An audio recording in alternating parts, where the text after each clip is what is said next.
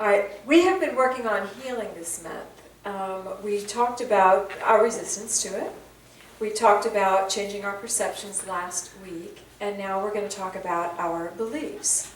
So I wanted to start with just a few simple yet revealing passages from the Aquarian. And the first one is chapter 123, and it says this.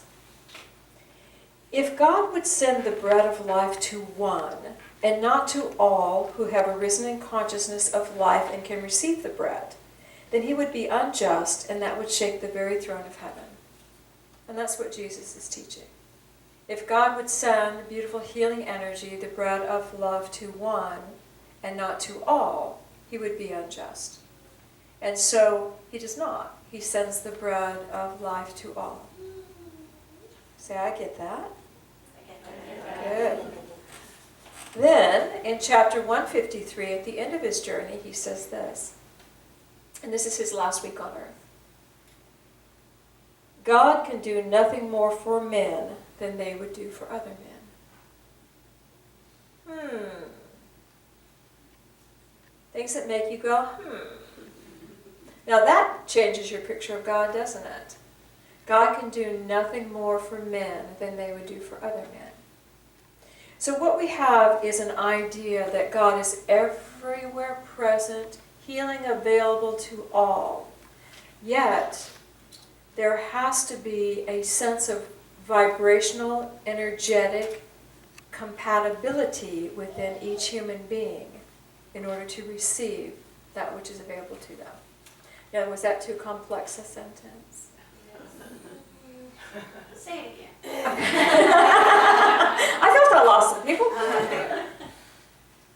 God could do no more for a man than he would do for other men.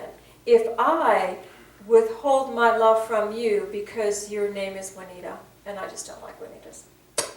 Now, how can I ask God to give me anything I desire?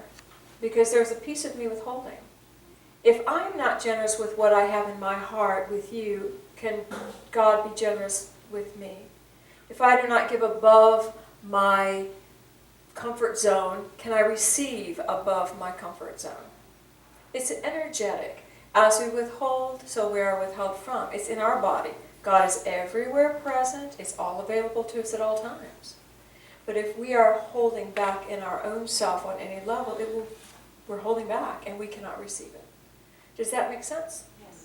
So we live in a world where God energy is available to all of us at all times at any moment. Yet we need to become the vessel of receptivity in our beliefs and our consciousness to pull it into our bodies. You know, they sang the song, God is love. God is love. God is love, and the first song was, I am child of God. God is love, I am child of God. Okay, if you really believe that, God is love, I am child of God, and everybody's my brother and sister. What else do you need to know? Nothing. Nothing. You'd be out creating, you'd be loving, you'd be cooperating, you'd live in harmony, everything would be beautiful. Because we know we're a child of God, nothing is withheld from us. God, our Father and Mother, supplies all of our needs. We're happy little campers. We are in the backyard making mud pies and having a good time. And we can't wait to see our friends. But we don't have that at our core, do we? That I am a child of God, everything is available to me, and everyone is my brother. And God is love. It's a very simple belief, but it's very difficult to embody in our complicated state of awareness. But that's our goal, is it not? Simplicity. Going into that simple energy of God. So if we could all just do that as our homework, we'd be done, wouldn't we? We'd just come together at church and we'd all dance and sing and have a good old time. Have a potluck every Sunday. Because we got it going on. We know what we're doing. But we don't. We come and we try to evolve and learn. All right. Everything is available to us at all times. There was a man that was a physician. And when Jesus started his work, I want to read what he says to him. I just lost somebody. It was on the Sabbath, and Jesus is working with the people. This is early in his career. The blind, the deaf, and the dumb, and all those obsessed were there. And Jesus spoke the word and they were healed. On some he laid his hands and they were healed. To others he spoke the word and they were full restored to health. Others had to go and wash in certain pools, and others he anointed with holy oil. And a doctor said to him, "Why do you heal in such diverse ways?" And Jesus said, "The body is a harpsichord. Sometimes the strings are too relaxed, and then inharmony results. Sometimes we find the strings too tense, and then another form of discord is induced. Disease is many-formed, and there are many ways to cure, to tune anew the mystic harpsichord." Different things for different people. God is everywhere present, available to all, yet the healing occurred in different ways for the different people because of their belief systems. Not because of his, not because of his belief, because of their belief systems. They had a certain pattern in their body, different energy. In chapter 68, one of my favorite things, he teaches, this is what I lost, I believe. People are saying, how do I become pure in heart and know God? And Jesus says, whatever tends to purify in thought and word and deed will cleanse the temple of the flesh. Okay, there are no rules that apply to all, for men are specialists in sin. Sin meaning that which is crooked in your energy field and not whole and perfect. And each has his own besetting sin. Each man must study for himself how he can best transmute his tendency to things that take him off the path and move toward love and right use. We are all specialists at the way we have knotted up our energy fields. And that is why some of us need the hands-on, some of us need the word, some of us need to go wash in the lake. Do you understand? The diverse ways coming through the belief system of the person. All right. The energy of God, all around us, all around us. Okay. Last week, Patrick talked about changing our perception, and he spoke about two blind men. The first one was the blind men at the temple, and if you'll recall, his disciples said, can we help this guy? Should we heal this guy?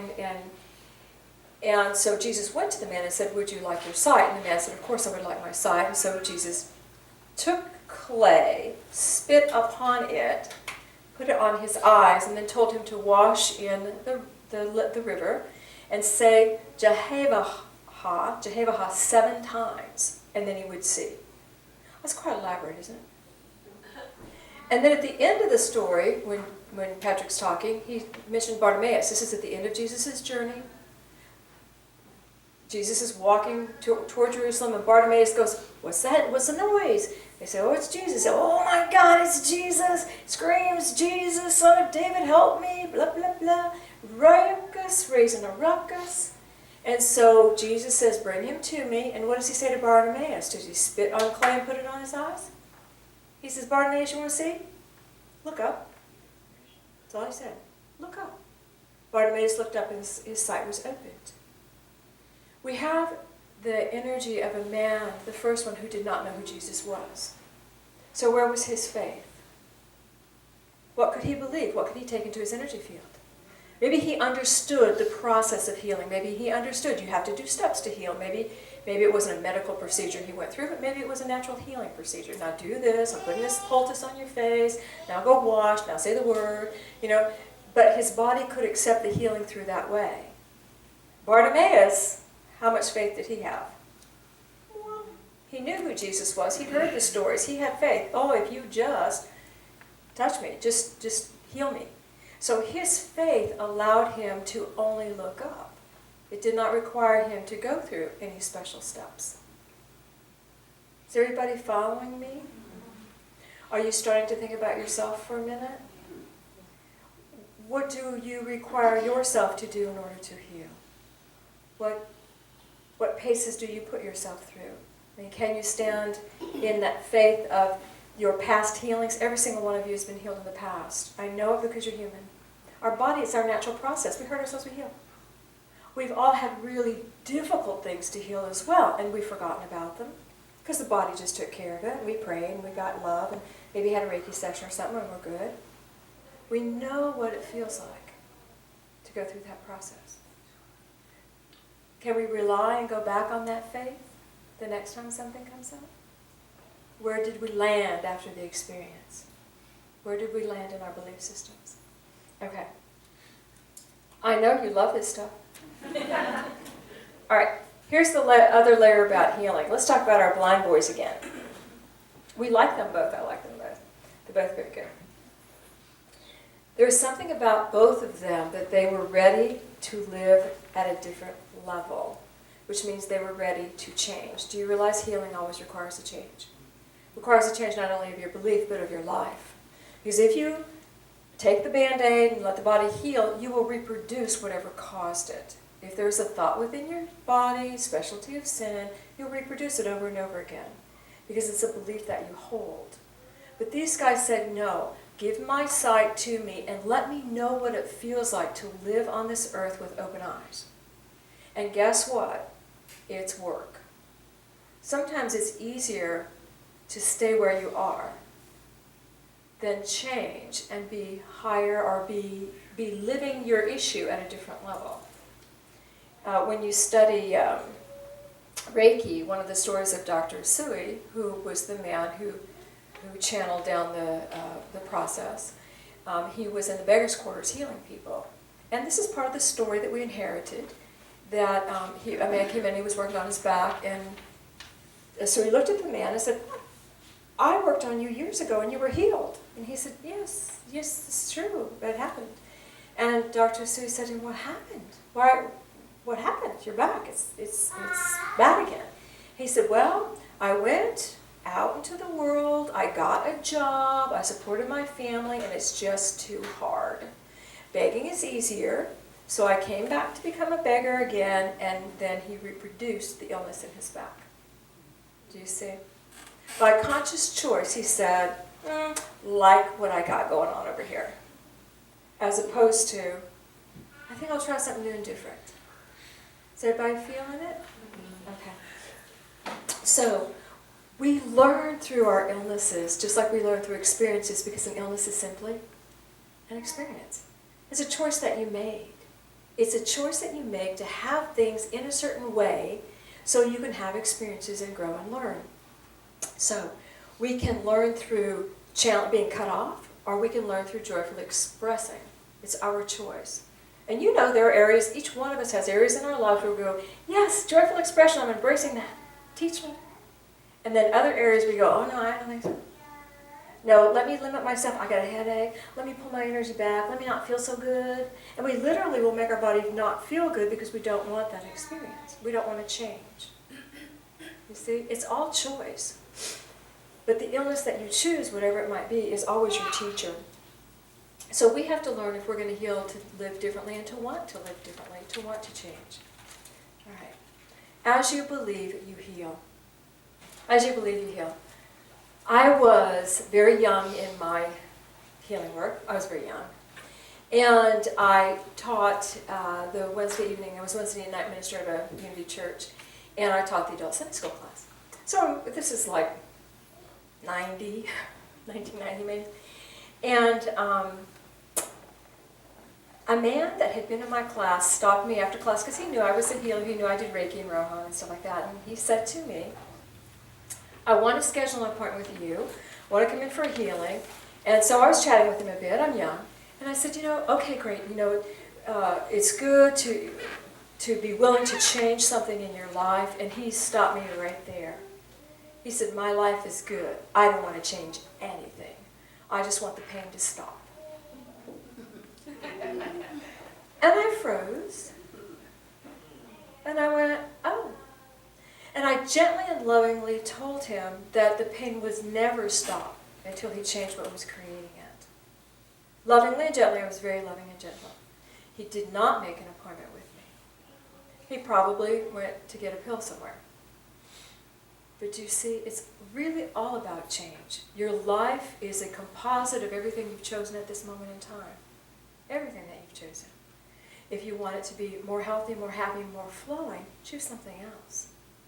And the reality is, everybody, when we think of health, it's not the perfect image that society gives us of health. We're all unique. Health is when we flow, when we're energetic, when we're happy, when we can create, when we're embracing life, when we wake up every morning and say, yes, God, bring it on, teach me, let me grow and evolve. That's health. It's not looking like the Barbie and Ken doll. It's looking like you and enjoying life and expressing it. That's health. It's wholeness, so that you can become who you want to become. Can that be a goal that you can embody about yourself?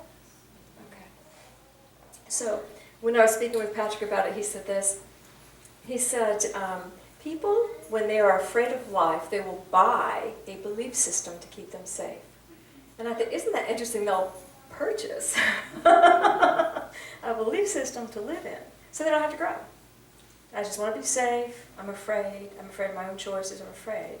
And then you get locked in that. You get locked in this belief system. So it really is about becoming courageous. Let's go back to Jesus for a minute. Get the spotlight off of you. They want it. You guys want to stop talking? Okay.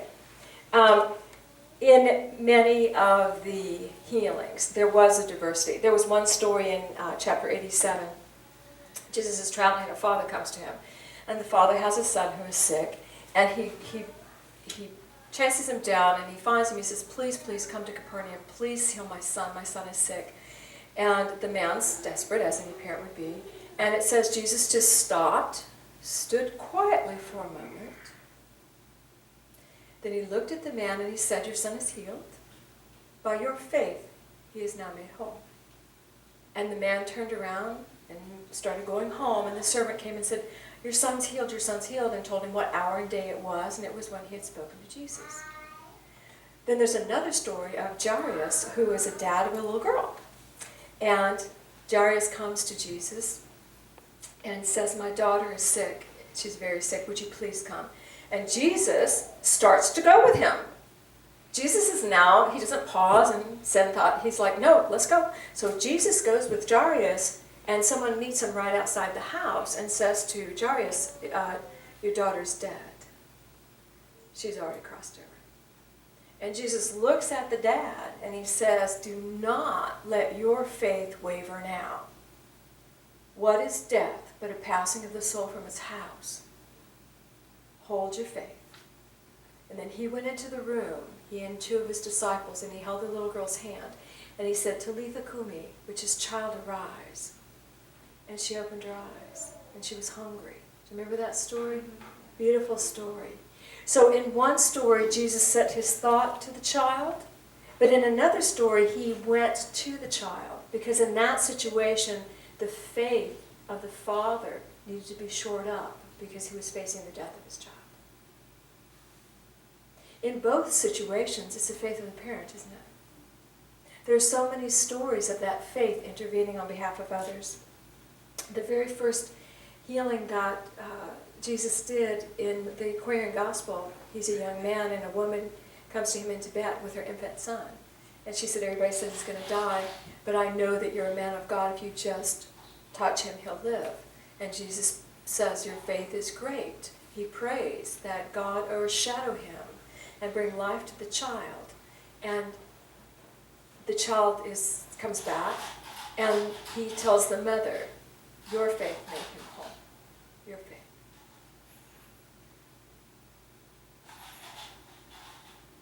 If God is everywhere present, and God can do for man what man will do, yet you believe and have the faith of that light, you then can send it to others.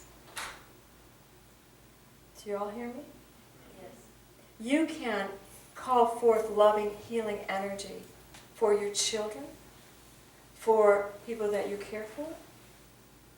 Prayer is very effective.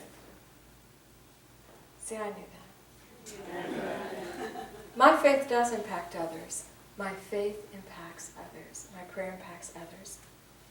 So, in those three instances we just went on with the children, he laid on his hands on the infant, he held the little girl's hands and called her forth, and the other he just sent a healing thought. There are two other healing stories I want to go over with you. You guys getting it? Yes. How you are specialists in how you hold your energy field and how you need to be touched. Everybody needs to be touched in a unique and different way. There's a story in chapter 123 where Jesus is taking a break.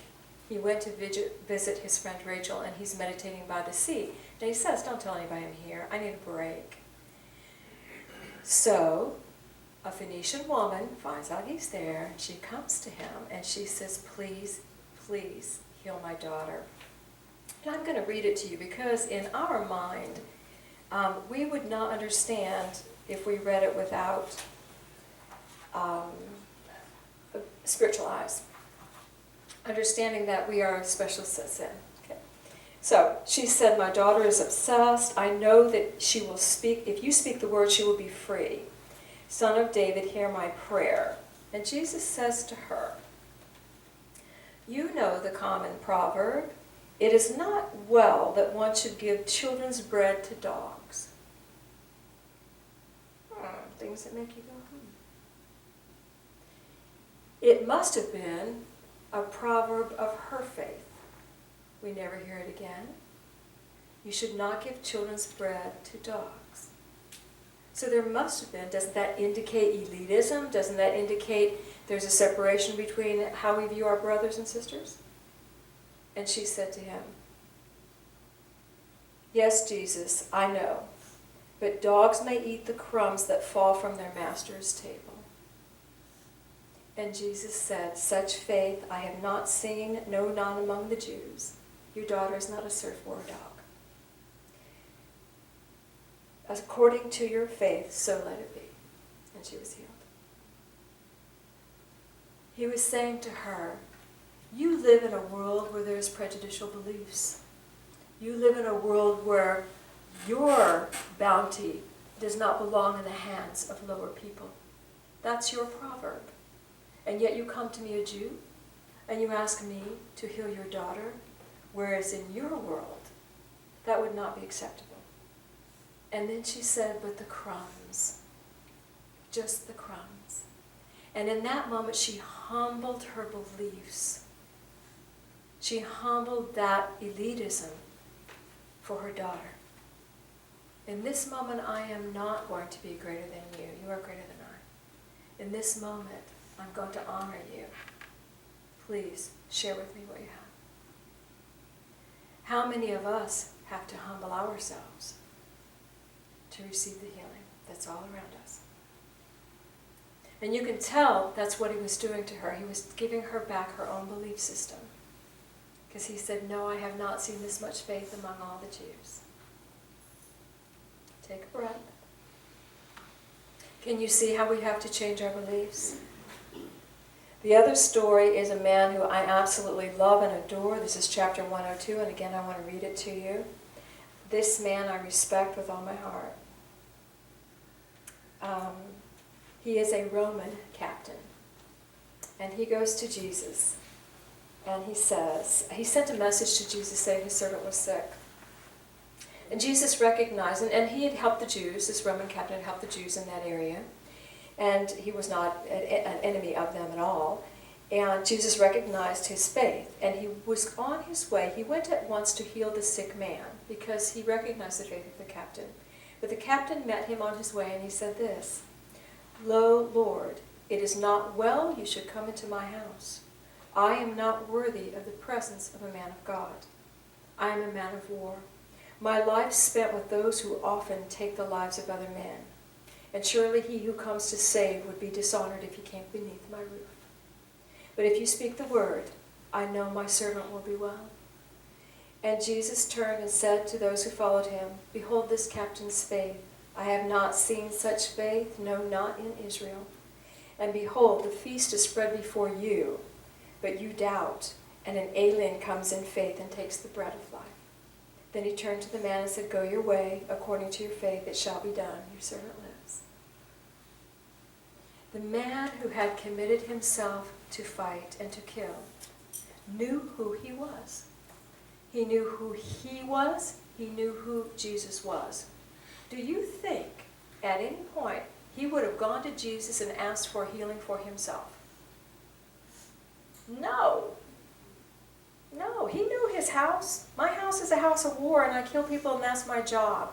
I'm not with you yet, but I know where you are, and my servant deserves you. I'm going to live in my take a life. My life will be taken one day, and I'm good with that, because that is where I live. But this man does not. I love this man because he took responsibility and he knew who he was. He'd taken inventory of his own spirit. This is where I live, and I will fulfill my life in these consequences. Boom, I see where you live, though. And his faith and knowing with certainty of the power of this other man, he could pull it into his world. Do you guys like this guy? Yeah. I love this guy. All right. We are specialists at sin. We are specialists at what we do. We're specialists at the little boxes we build for ourselves, the opportunities we create for ourselves. If we look at health as being my ability to wake up with joy in the morning and flow energy, my ability to embrace life, my ability to rest when I want, my ability to create, my ability to love and have companionship and peace and joy and abundance, health. If we think of that in our mind, our bodies can start to respond. You know, as you become more seasoned, I won't call it older, but I never hear this from young people our age. I only hear it from the more seasoned. They say, well, at least you have your health. That's what they say. You could have lost everything, but at least you have your health. Yeah. You don't just lose your health. You stay in a belief system that leeches your health over time. We need to be that health today. We need to be, if you choose, I don't care what you choose. Maybe where you are is exactly serving you perfectly. Good. But realize you have a choice. And realize that if it's becoming uncomfortable, then maybe I should slide to the left a bit, or the right.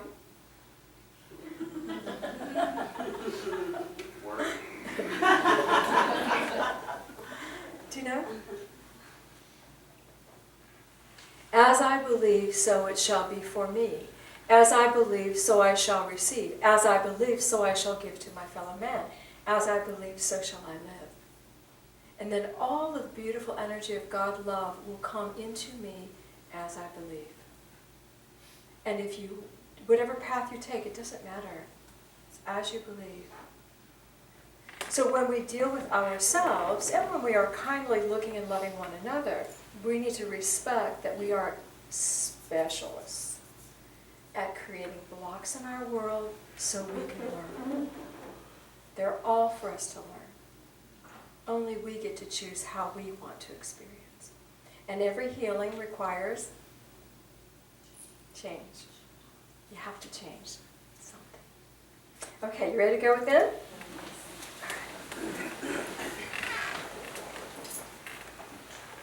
Let's just breathe.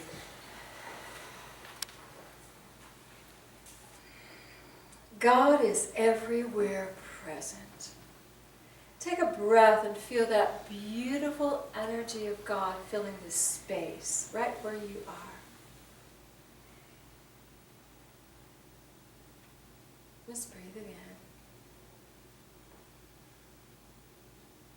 And I want you to imagine a beautiful column of light coming over you. And let yourself relax into that light for a moment. Just the light is love. Let it stimulate the love within you. Relax. Breathing and relaxing. There is only love. There is only love. And as you feel that beautiful love pouring into your body, just becoming one with you, just in your mind's eye, let your higher self, let that beautiful Christ within you just show you perhaps an area of your life where the love does not flow as freely as it could. It may not be an illness, it may just be a blockage.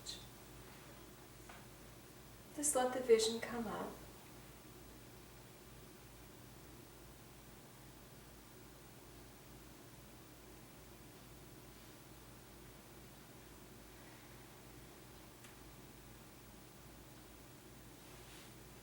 Feel that there is a thought that holds this as a reality in your world.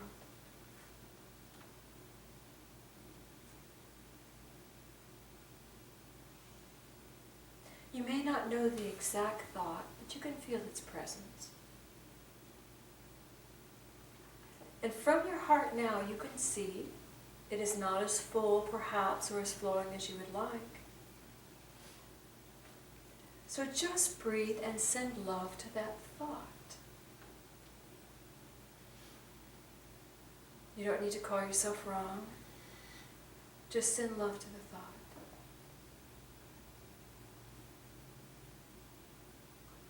I ask that God love now move through this belief I have created, this thought,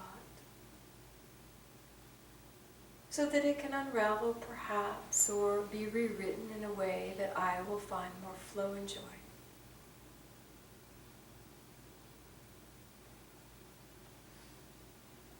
And just let the energy flow.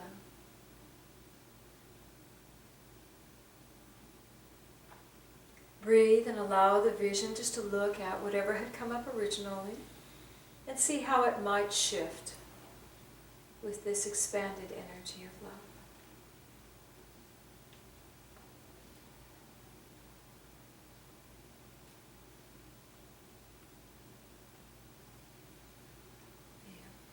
And just breathe, let the energy go. And I want your focus to go back on your heart for a moment. And feel that beautiful love that you are in, moving deep and stimulating that deep love in your heart. And become aware that the love around you is the same as the love within you. You are a child of God.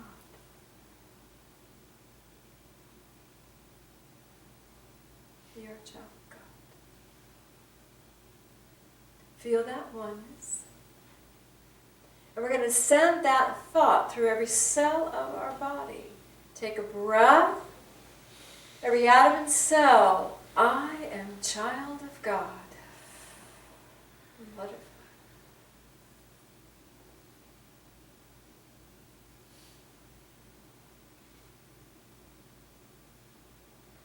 And just notice that you feel one with the love around you.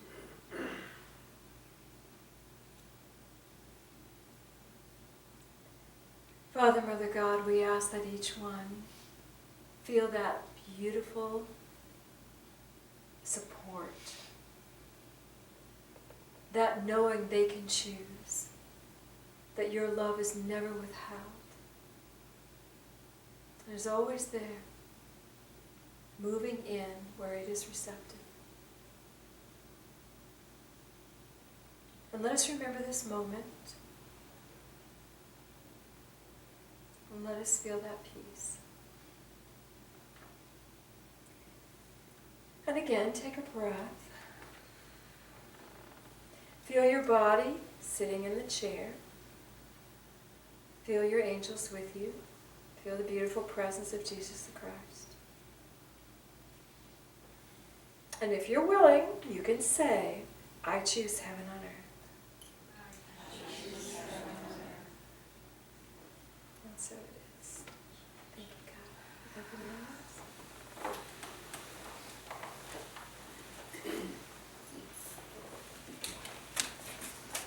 So the next time you have a headache, you kick your toe, or anything happens, what are you going to say? How awesome am I?